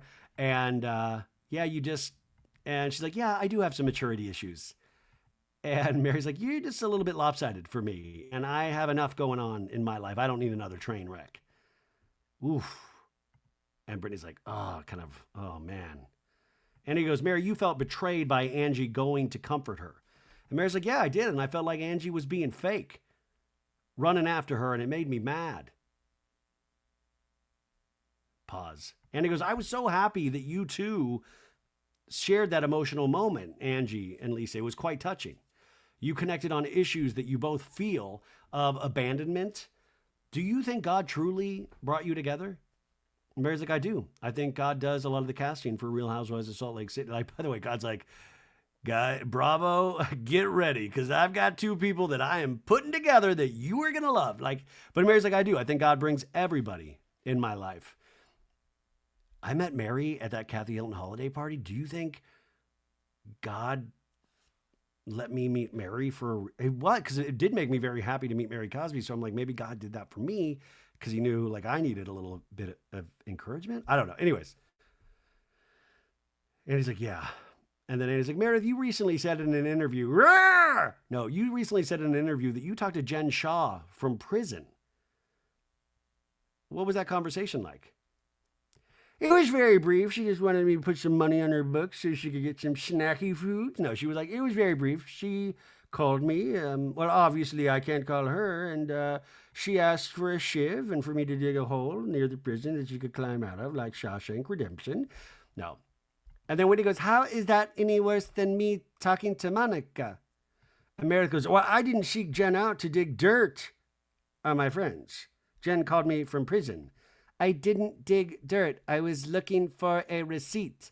Well, she's taking accountability. She served time and is paying restitution. Very big difference. And Whitney goes, I'm sorry, but that woman traumatized us way more than Monica. And Mary's like, she did. If Jen Shah called me, I would not accept her call. Hell yeah, Mary Cosby. And Mary's like, she tormented us. And Whitney goes, I would never put myself on the list to be called. And Mary goes, well, that's surprising because you and I, and they're all talking. And Mary's like, well, what is she supposed to do moving forward? She served her time. She's paying restitution. What is she supposed to? And Mary goes, well, she's serving her time. Yeah. And Mary's like, correct. And paying her restitution. And has been accountable for it. So what do you think she should do? Just curl up in a corner and die? And Mary's like, she lied to all. And Andy's like, yeah, she lied to all your faces. She lied to all of you. And Meredith's like, I don't doubt that at all. Yeah, no, I don't doubt it at all. That's 100% true. This isn't like we're going for a sleepover or something, you know. This was a 10-minute phone call. And Mary Cosby's like, yeah, but she really distreated your kids. Mary Cosby, always with the right messaging now, but she just flubs some words. Like it's mistreated, but she says distreated, but I love it. PJ, not PK. But yeah, Mary's like, she distreated your kids, Meredith. And Mary's like, I agree. Mary's like, oh, I forgot about that. Where she goes, I agree. So do you think there's no second chances in life? Is that what we're all deciding? And Mary goes, well, I don't know about that. Some people just go too far. And she's one of them. She lied all the way up until the day she couldn't. Meredith is like, obviously losing. She's like, that's fair, yes. And Mary's like, and she looked us in our eyes and convinced I'm innocent. I mean, she could have gotten an Emmy. She said that you and I did something to make her go to prison. And Lisa's like, she did say that. And Heather Gay has his face on like, yeah, she did. And Mary goes like, I would have said, no, I'm not taking your call, Jen Shah. No, I'm not taking your call. I'm forgiving. So I forgive everybody. For me, that's for my own life. There's no reason to hold on to things. And then Brittany goes, do you forgive me? Brittany right next to Meredith. Brittany goes, what about me? Do you forgive me, Meredith? And Meredith's like, it's just a matter of what path you're you're moving forward. And Meredith's like, yeah, of course I forgive you, Brittany, whatever. And when he's like, Heather, is your name on her call list? And Heather's like, she doesn't really say no. She just goes, so I don't know what that means. And Angie's like, it's also not healthy for us to continue this way. It hurt me and my husband because you kept pointing out me calling you a bitch, Meredith. Yes, I did say that and I was heated and it's a horrible word, but it's like I got taken out of your event, Meredith. You know, you put me out in front of people. And Meredith's like, Angie, once again, this all started from you coming after me for 2 years for things I didn't do. And you done these things to me and you refuse to acknowledge any of it. And Mary's like, Meredith, can you take any type of accountability? I have. I apologized to her in Mexico. And Mary turns to Angie and goes, she did? And Meredith's like, I did. And Angie's like, well, she kinda. you know? And then Mary goes, well, then you have to accept her apology, Angie K. I love the way Mary's looking out for Angie, but standing up for her at the same. Well, you got to accept her apology then. I didn't know about this. Okay, back to the Jen Shah thing really quickly. And I feel like this got glossed over. And it's a little confusing because first off, why didn't we still never have gotten more details about Whitney reaching out to Monica Garcia. Like, what did Monica Garcia tell Whitney? That just get glossed over. But the Jen Shah of it all is like so dead on. It's like, what the fuck are you taking her calls for? And I'm telling you, she will be back on this show. She will be back on this show, whether you like it or not. But it is wild because that kind of behavior with the 10-minute phone calls assures us that she will be back on this show. If you can get a couple of them to kind of, but I'm like, you can't have, it's exactly like Bronwyn's comment about you can't say you don't drink, you can't drink wine and then have somebody bring you a bottle of wine and then get upset about it. It's the same thing of like, you can't get upset at Whitney for reaching out to Monica when you were still accepting Jen Shah's calls. It's completely hypocritical, right? Everybody can see that. Andy says, well, I love that you two came together in Mexico and started to move forward. Andy's like, it's getting late in the day. We got to really move this thing along. Andy says, I know that we've rehashed a lot of stuff tonight, right? And I hope that you can continue on that path. Meredith, you seem particularly offended by everything. No, when Mary said this group isn't the friendliest. And Meredith goes, I don't recollect where that was. And Mary's like, yeah, when I first came in and I apologized for you in Mexico when I was saying you guys are cold. And Mary goes, oh, yeah. And Mary's like, and you said me, Mary, and you were pitiful. And we flash back to that scene in Mexico, right? Are you talking about me, Mary? I don't think I'm cold. I don't. And Mary goes, you are. And Brittany's like, we were so nice to you when you came in, Mary. And Mary's like, you think I'm cold to you, Mary? And Mary tells Brittany, I've known you 2 seconds, okay? I'm going to need you to stop talking. And Brittany's like, I was so nice. I love Brittany's like, I need more. I was so nice to you. Like, this is about Meredith and Mary. And all of a sudden, Brittany's like, I was so nice to you, Mary. And Mary's like, stop talking. Brittany's like, I pulled out a chair for you, Mary. I told you to sit down with us. And Mary's like, it's been 2 minutes and 2 seconds. I don't know this lady. And Mary's like, so yes, Andy, maybe I am a cold bitch. Because when people are nice to me, I am very cold. And Mary's like, you can be, Meredith. And Andy's like, you're icy. And Mary's like, well, you're nice to me usually, so I'm nice to you. I'm warm. Yeah. Andy's like, Heather, you asked the group to read the meanest texts in their phone in order to move forward. It had mixed results in fairness. So what was your goal for the exercise? Heather's like immersion therapy. Like, we weaponize these words. We give these words power to other people, but it's within us, and we're hurting each other, and we're saying it about each other, and I wanted to just burn it. And we're all in it together. And Mary's like, I don't think all of us do that. I think some of you don't take accountability when you're wrong and you don't admit it. When he's like, who? And Mary's like, you really just don't. And Mary's like, I certainly don't set out to find any fault in any of you, right? I don't spend my time doing that. And Heather's just shaking her head. Like, yeah. It's so great. Also, I just love the fact that when Heather's explaining this game, all the ladies are like shaking their head like they still fully believe. Like, this was, come on, man. It was gripping television, but it was also the shittiest, stupidest game of all time. And the fact that we're giving it more and more power, like, it makes actual sense. Like, it only makes sense in the sense that Real Housewives of Salt Lake City never makes any sense. That's the, but they're all like, yeah, it was a very powerful game. We all committed to it. It's like, what? This isn't fucking Harry Potter. Like, oh, you've got to believe in it. And this magic, we're going to release it. Like, no, what are you talking about? It was a dumbass game. Like, who in whose right mind would think reading the worst things that you've written about person, you would be able to release it in this group of ladies? Give me a break. And all these ladies are lying to each other. Bronwyn's like, I've accepted it. No, you haven't. You are still holding on to it. I would be holding on to it too. Andy says, Bronwyn, considering you and Angie were close for most of the season, were her comments about how you sucked your way to the top illuminating? And Bowen's like, yes, I mean, I agree to the game, and I really wish that everybody had had that commitment to the decision we made that night to burn things. I really do. And Andy goes, it was amazing because when it worked, like with Heather and Mary, Angie and Angie and Bronwyn, I mean, it actually became very powerful. I mean, the words lost their meaning. And Heather's like, yeah, no, it didn't. Stop bullshitting. Please, Andy.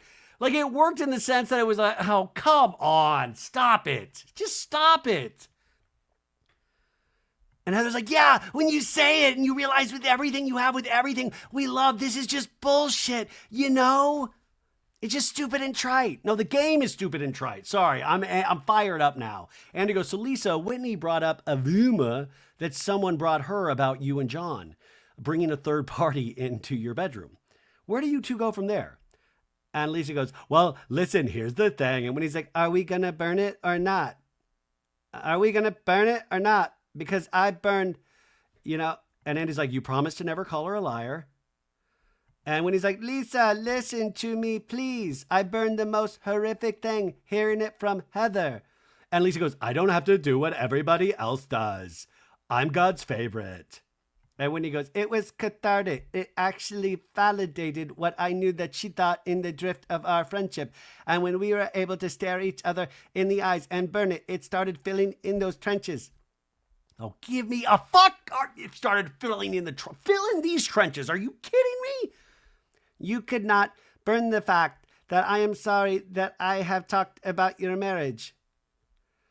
Why can't you burn it, Lisa Barlow? Why can't you burn it? And Lee goes, because you keep doing it. It's not, we talked about this earlier. This is not your marriage that she's talking about. It's mine. And Brown's like, I'm not talking about her marriage. You just tried to pull something off of your phone. And, but Whitney's still now screaming, I want to burn this with Lisa fucking Barlow. And she makes this like bodybuilder pose or like shooting an arrow pose. It's very powerful, actually. I want to burn this with Lisa fucking Barlow. And everybody has reactions except for Meredith, who, like, every time they shoot at Meredith, she's like, I am recharging my batteries right now. So Andy is like, listen, she's trying to let it go so you can move forward, Lisa. And when he's like, I could have said a lot of worse things about how I think you're fake, phony, selfish, unaware. And Lisa's just listening to all of this. But I chose that because that's the thing that hurt you the most. And I am sorry. Pause. And Lisa goes, you know what? The thing is, though, is like I put up with a lot from Whitney. I never did it again until you brought it up. And Lisa's like, since season 1, all these horrible things that are said about me every day to me. You called me a liar every day. And I don't repeat them. Good for you. Because you lied about me. Yeah. But that's something you. And Heather's like, that's so noble. Whitney goes, that's so noble of you, Lisa Barlow. And then Lisa's like, everyone, stop talking in my ear. I just will what I want to do. I have given you, listen. Sorry, let's. So Mary's like, she can't do it. She can't do it. And then, Lisa does her patented clapping hands and yelling. Can I speak without you fucking yelling? Stop talking for 5 fucking seconds. My God, it's like you keep burn it. Just give me a fucking minute to think. It's like, oh my God, it's so fucking annoying.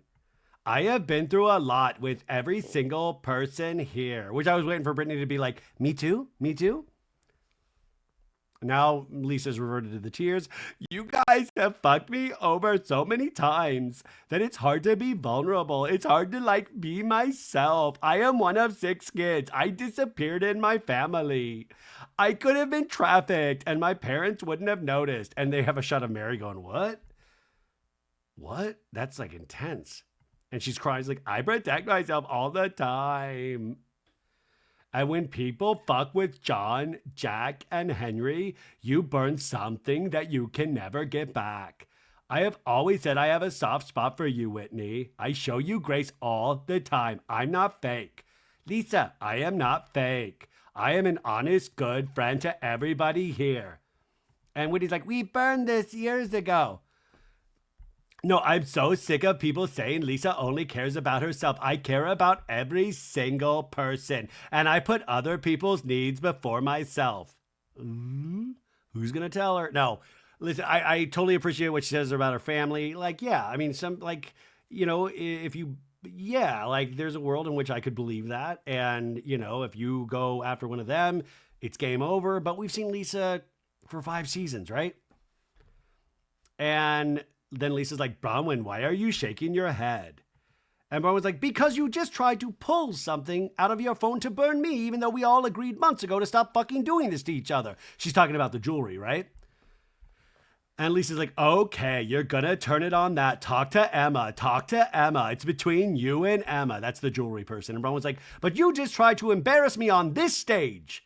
And then Whitney stands up and walks over to Lisa and goes, I want to talk to you. And then Lisa stands up. Because Whitney's like, obviously she's getting in our way, Bronwyn. And Lisa goes, yes. And Lisa's now standing right in front of Whitney. Whitney's like, fake is when you say that you forgive someone and you bring it up years later. And now Lisa is sat down, but Whitney's standing over her. And Lisa goes, no, I forgive. But then when you do it again, then we have a problem again. And saying I'm sorry, I don't want anyone else involved. Saying I'm sorry means you'll never do it again. I said that in my confessional and I mean it. When you're sorry, you never do the same thing again. And you are super hurtful when you keep saying things about the only people I have. I have a big family, but those are my people. And when he's like, Lisa, can you pause? And Lisa's like, when you do that, and she's like in tears. It's like just a mess. And Bronwyn's just staring at this whole production. And when he's like, because I know this, but Lisa, you are the one that brought it up. Because you said you didn't lie. And you lied about Alibaba. And Mary's like, Alibaba. And when he's like, stop. It's like the scene out of Good Will Hunting, like, it's not your fault. It's not your, like, Robin Williams and Matt Damon, like, it's not your fault. And Matt Damon's like, no, I know. No, but really, it's not your fault. No, what are you doing? Like, it's that Good Will Hunting scene. No, it's not your fault, Lisa. Listen to me. Listen, it's not your fault. And Lisa's like, I'm telling you what I did. And then Meredith goes, can I help? How could you possibly help, Meredith? Well, I do want to say I was throwing up that night. I'll take a bullet. And Meredith goes, Whitney, here's where the problem is coming. I'm a lawyer. Let me explain this. And then Whitney's like, Meredith, I will let you help if you are fair. 50-50. Because I am so sick of being the fall guy for everyone. This is Whitney's last stand, you guys. And Meredith's like, I'm trying to explain what the issue is so you can help her move forward. The issue, because I have a very similar issue, the issue is that we have gone up and down and all around. We've had issues, I've addressed issues, and it keeps happening. And that's where the problem comes in. Like, we had that very nice lunch. You apologized to me for everything, and that went on last year, and, you're coming after me with fake stuff, and they didn't show it, but fine, we're good, They didn't show it, okay. And I said to you at that point, when you brought up about Lisa, I said, that's a big accusation. Be sure you have concrete evidence. And when he's like, I got it. And you went and did it anyway. And that's why she's feeling this. And Whitney goes, got it, Meredith. We'll adjust that later. And Meredith keeps trying to talk and then finally gives up. And Lisa's like, I kept telling you, Whitney, I didn't do it. And then Andy's finally like, all right, I'm not doing this. Are you okay if the two of you don't get back to where you were? Are you okay? And when he's like, I just don't think it's fair that I have to take accountability for everything, but she doesn't have to. And Lisa goes, oh, wait, that's a label you guys put on me all the time. I don't take accountability. You have been, and when he's like, you have been in the same conversation on repeat all day. And then Heather goes, you guys were, and when he's going back to her seat, you were so close. What happened? You were so close. It almost happened. Heather's like, oh, so close. And he's like, I know, it's not, And when he's like, I'm just waiting for her. And Heather's like, you could have sealed it, And then Lisa goes, you know what? And then Andy goes, no, I think this just needs a little more time. I think I've shown you that I care about you. It like totally steamrolls Andy, and Andy's like, oh my God. I even said I always have a soft spot for Whitney until I feel like you're fucking with me. I am like 100%. I'm with you 100%. And I feel the exact same way about you. And Heather's like, just seal it with each other and go from here. And Lisa goes, we're going to have disagreements in the future, but I do love you, Whitney. And Andy's like, oh, okay. And Brittany goes, aw, I do love you. What a revert. No, now that I think about it, I'm in love with you. Like, fully, like, physical and emotional. I'm like deep love. No, Lisa goes, as fucked up as our friendship is, I do love you. And then Whitney could have said, I love you back. She goes, and I have a lot of love and respect for you too. I'm not in love with you, but I have a lot of love. And then Andy goes, leave it, period. Leave it, just leave it. And he's like, leave it. I gotta see Ben and my kids later. Leave it. And then Andy goes, I was just gonna add too. And then Lisa goes, what are you gonna add? Just say it so we can get it done. And Andy shakes his head like, oh my God. And when he goes, I just hope you can burn it. That was I gonna add. And then Lisa goes, I won't ever bring it up again. If that's burning it, then that's burning it. And then he goes, great, then it's done. And when he goes, and then you'll never see me be reckless with that again. Unless I actually see John getting a hand job and you making out. Then I would actually have to say it. But Lisa goes, if you do say something again, it's ignited. And he goes, okay. And she's like, gas. And then when he goes, if you ever call me a liar again, it's ignited. And Brittany goes, if you ever call me back again, it's ignited. It's ignited. And he goes, I guess the only question left to ask is if you still have that X-rated apron, Heather. And Lisa goes, oh my God. That was like remember in Puerto Vallarta where they were shopping and it was like the apron and then you pulled it up and it was like a big dong. It was so dumb. But they're all laughing. And then Andy goes, I want to thank Brittany for coming. Thank you, Brittany. And Brittany blows kisses. And he's like, we're going to be right back with our final moments of the Real Housewives of Salt Lake City reunion. Well done, Lisa and Whitney. We'll be right back. And then Lisa turns to Heather and goes, love you. And Heather goes, love you, love you. And that's Brittany's last scene, unfortunately. I was so bummed. Like, let Brittany stay out for but they had her go. So we come back and I don't know, they're all kind of goofy. Heather's trying to do her secret handshake with Whitney. And Andy's like, we're back with our final thoughts for the Real Housewives of Salt Lake City reunion. I want to close on a positive note. The finale ended with everyone saying the worst thing that they've texted about someone in the friend group. But right now, I'd like you to pay. I wish he's like, but right now I'm going to grab all your phones and read what you've written today about each other. No, he goes, right now I'd like you to pay a compliment or say the best thing that comes to mind when you think of this person. Also, the other thing too about the finale that we still haven't, remember like Lisa just stormed off and then it was the end of the season. I still want to know like what happened that night. Like everybody went to their rooms, the flight's back. Like what happened? Like what happened, as Lisa would say, right? It was frustrating to not see what happened. So anyways, Andy's like, we're going to say the nicest things. And then you see a shot of Brittany backstage going, I should be out there. What am I doing? And he goes, so Mary, I want to start with you. What's something nice that you want to tell this group about Heather? And Mary's like, I think Heather is powerful. She's smart and she has a lot of love and she just doesn't know who to give it to. And Heather goes, oh.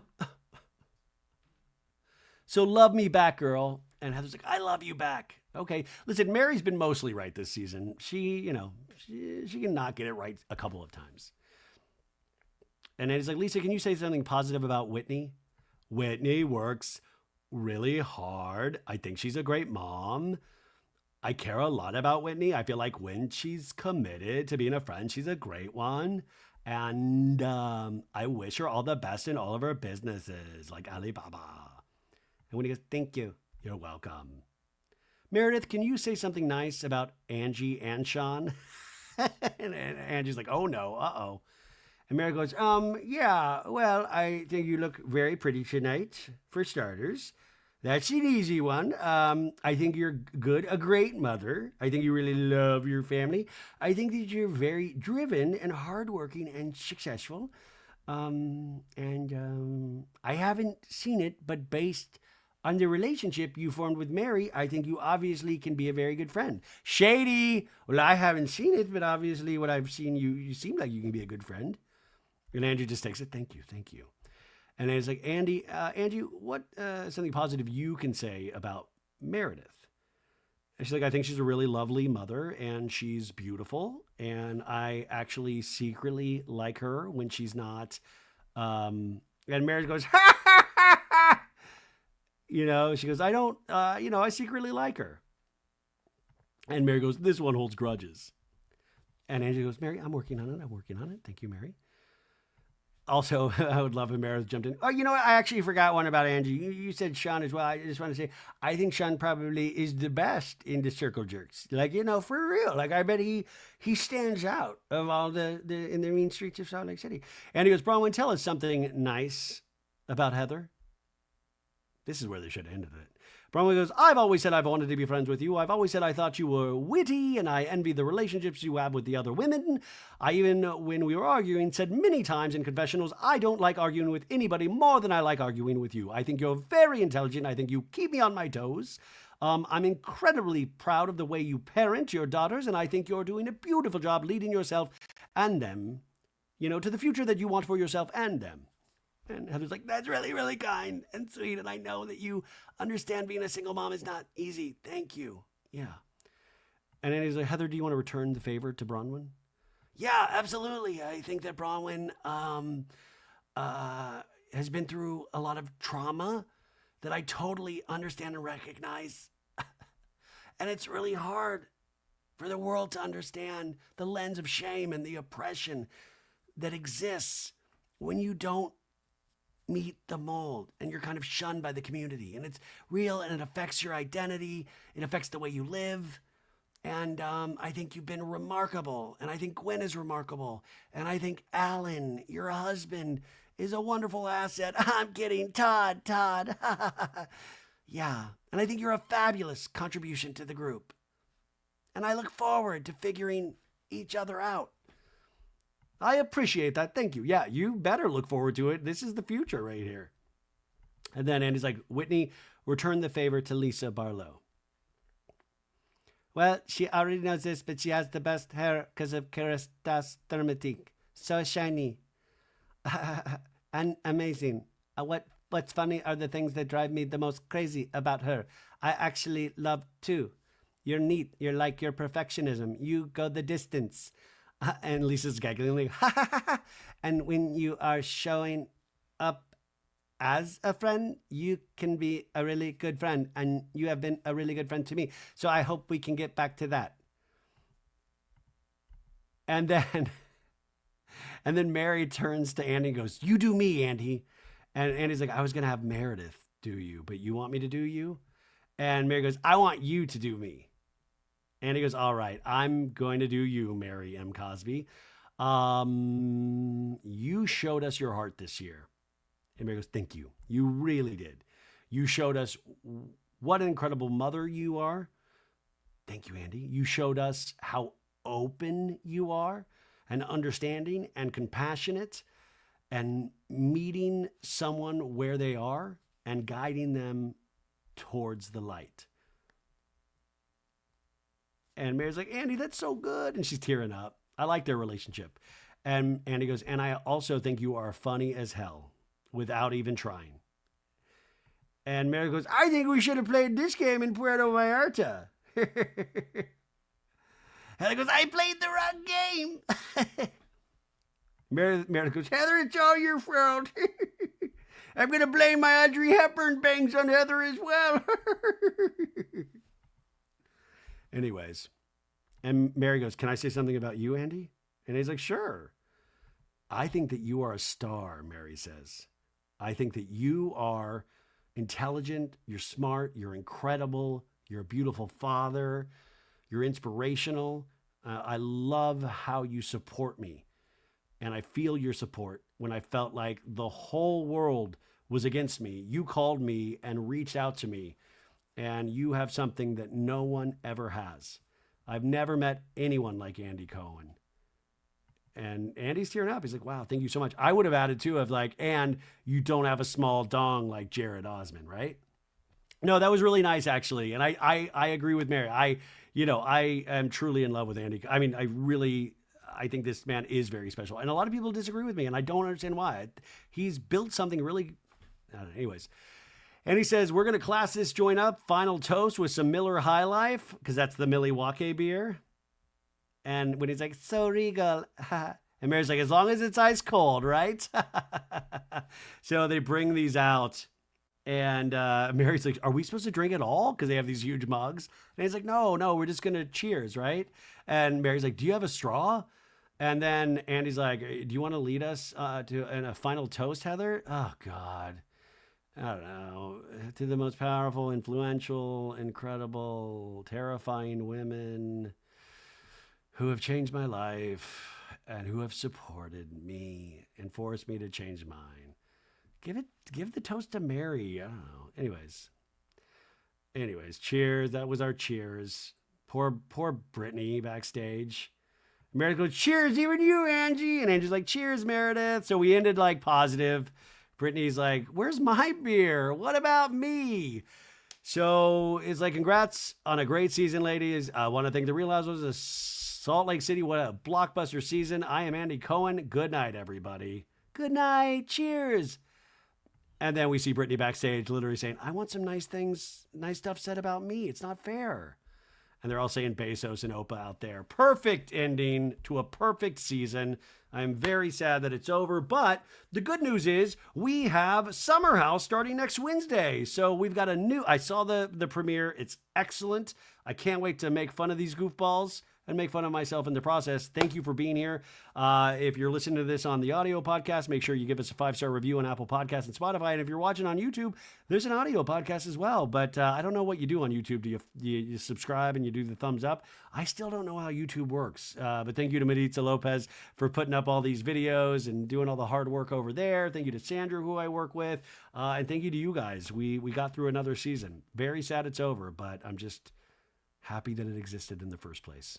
This is Ryan Bailey signing off. Bye, guys.